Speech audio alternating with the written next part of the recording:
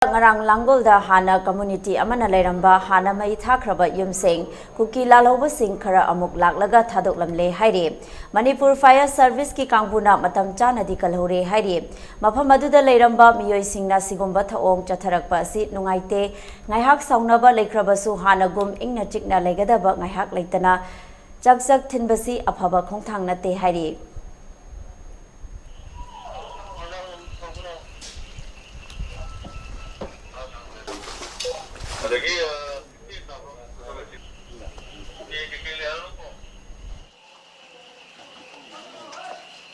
Tarigo may tarigo.